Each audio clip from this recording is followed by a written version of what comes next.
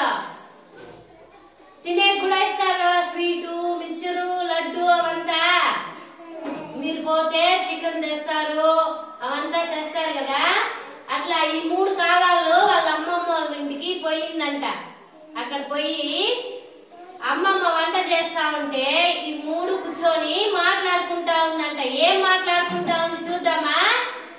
ఏం మాట్లాడుకుంటా ఉంది? ఎండాకాలం చెప్పిందంట. ఎండాకాలం అంటే పిల్లలు చాలా ఇష్టము అని చెప్పిందంట. అందుకు వానాకాలం ఎందుకు అని అడిగిందంట. అందుకు ఎండాకాలం ఏం చెప్పింది? ఎండాకాలం వస్తే మాకంతా లీవులు ఇస్తారు, మేము అమ్మమ్మ వాళ్ళ ఇంటికి పోతాము. అందుకు ఎండాకాలం అంటే పిల్లలు చాలా ఇష్టము అని చెప్పిందంట.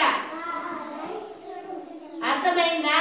అందుకు వానాకాలం మెల్లిగా నవ్విందంట. ఒకసారి నవ్వండి మీరు, నవ్వండి.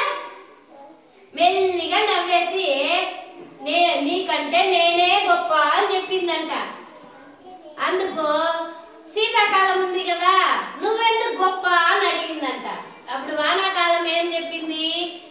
వానాకాలంలో వర్షాలు ఎక్కువ పడుతుంది, రైతులు పంటలు చేసుకొని వడ్లు అవంతా ఇంట్లో దాచిపెట్టుకుంటారు రేపటికి తినేదానికి అనేసి. అందుకు అందరికి వానాకాలం అంటే చాలా ఇష్టం అని నవ్విందంట. అప్పుడు శీతాకాలం ఇంకా ఎక్కువ నవ్విందంట. ఒకసారి జోరుగా నవ్వండి మీరు, నవ్వండి, జోరుగా నవ్వండి. Very good. శీతాకాలం అట్లా నవ్వేసి మీకన్నా నేనే గొప్ప అని చెప్పిందంట.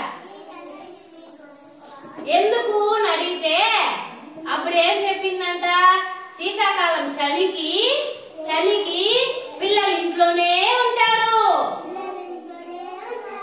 పెద్దలంతా భోగి మంటలేసి సరదాగా ఆడుకుంటారు. అందుకనేసి శీతాకాలం అంటే అందరికి చాలా ఇష్టం అని చెప్పిందంట.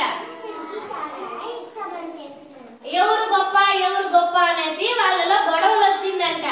అర్థమైందా? గొడవలు వచ్చిందంట. అప్పుడు వాళ్ళ అమ్మమ్మ వచ్చి మీరు ముగ్గురు గొప్పోళ్ళే, మీరు ముగ్గురు ఉంటేనే జనాలు బతుకుతారు. అర్థమైందా? వానాకాలం, శీతాకాలం, ఎండాకాలం 3 ఉండాలి మనం బతకాలంటే. అర్థమైందా? అట్లా చెప్పి అమ్మమ్మ లడ్డూలు ఇచ్చి